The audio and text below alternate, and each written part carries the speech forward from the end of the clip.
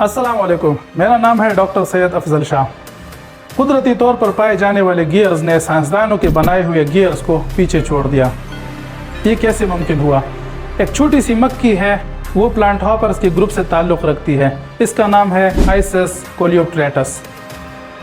इस मक्खी में गियर सिस्टम दरियाफ्त किया गया है। ये छोटी सी मक्खी अमेरिका और यूरोप में पाई जाती है और ये अपनी बॉडी साइज के 150 गुना लंबा जंप लगा लेती है। ये वीडियो ज़रा गौर से देखें। ये जंप लगाने के लिए ये मक्खी गियर्स का इस्तेमाल करती है। जी हाँ, गियर्स। नाज़रीन, यूँ तो गियर सिस्टम की हिस्ट्री काफ़ी पुरानी है और ये कहा जाता है कि कदीम यूनानियों ने गियर्स पर काम किया। इस तरह चीन के लोगों ने और दूसरे अक़वाम के लोगों ने गियर सिस्टम पर काम किया।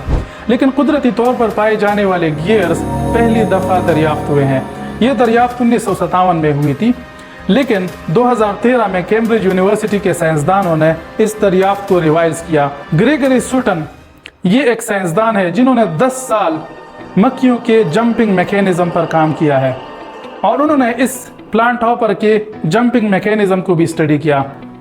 उनके पास कुछ ज़बरदस्त हक़ाइक़ सामने आए, ऐसे हक़ाइक़ जो कि हैरान कुन है। उन्होंने मुशाहिदा किया कि इस मक्खी के पिछले वाले टांगों पर एक मुड़ा हुआ हिस्सा है जिसके ऊपर दांतनुमा साख्त बने होते हैं। ये मक्खी उड़ने से पहले अपने दोनों टांगों को यकजा कर लेती है और जो दांतनुमा साख्त होते हैं वो एक दूसरे के साथ ऐसे इंटरलॉक हो जाते हैं। इस इंटरलॉकिंग से इस मक्खी को एक ज़बरदस्त क़ुव्वत मिल जाती है और उसी क़ुव्वत को यूज़ करते हुए एक बैठे हुए पोजीशन से ये मक्खी इतना जंप लगा लेती है। अगर इसका बॉडी साइज 1 सेंटीमीटर हो तो इसका जंप 150 सेंटीमीटर लंबा होगा।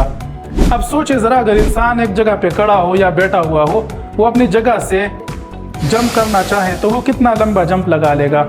उसकी बॉडी साइज के 1 गुना, 2 गुना, 3 गुना, 4 गुना, इससे ज़्यादा तो नहीं लगा सकेगा। अब इससे ज़्यादा हैरानगी वाली बात यह है कि ये जंप लगाने के लिए इस मक्खी के पास जो टाइम है वो बहुत मुख्तसर है। वो दोनों टांगों को विदिन 30 माइक्रोसेकंड हरकत में लाती है। इसको आप यूँ समझ लें कि अगर 1 सेकंड को आप 1 मिलियन में डिवाइड करें तो उसका एक हिस्सा, इतना सा टाइम इसके पास अवेलेबल है ये मूवमेंट करने के लिए। और जब ये दोनों टांगे मूव कर लेते हैं तो फौरन वो गियर्स आपस में जुड़ जाते हैं और मक्खी उस फोर्स को यूज़ करते हुए उड़ जाती है। इसका मतलब ये हो गया कि ये सिस्टम इंतहाई एक्यूरेट है और साइंसदानों के मुताबिक ये एक ज़बरदस्त सिस्टम है जो कि मैकेनिकल गियर्स को इम्प्रूव करने के लिए इस्तेमाल हो सकता है।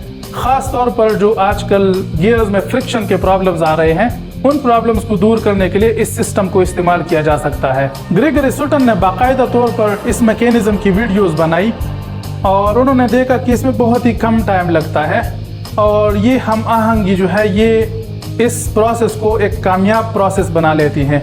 लेकिन ये हम आहंगी हमारे आर्टिफिशियल सिस्टम्स में क्यों नहीं है? वो नेचुरल सिस्टम है मक्खियों वाला। आर्टिफिशियल सिस्टम चूँकि हमने बनाया हुआ है, इसका ये मतलब हो गया कि कुदरत में पाए जाने वाले सिस्टम्स हमारे बनाए हुए सिस्टम से बहुत ज़्यादा एक्यूरेट होते हैं। आप इस बात से अंदाज़ा लगा लें कि अगर 30 माइक्रोसेकंड में एक टांग भी आगे पीछे हो जाए टाइम के हिसाब से तो ये मक्खी एक साइड पे स्पिन हो जाएगी। फोर्स वही यूज़ होगा लेकिन वो जो इंटरलॉकिंग मैकेनिज्म है टाइम की वजह से वो डिस्टर्ब हो जाएगा और मक्खी एक साइड पर स्पिन हो जाएगी। लेकिन हमने देखा है कि ऐसा नहीं होता और ये मक्खी उस ज़बरदस्त हम आहंगी को इस्तेमाल करके इतना ज़बरदस्त जंप लगा लेती है ना? इंटरेस्टिंग बातें। वीडियो देखने का बहुत शुक्रिया। अल्लाह हाफ़िज़।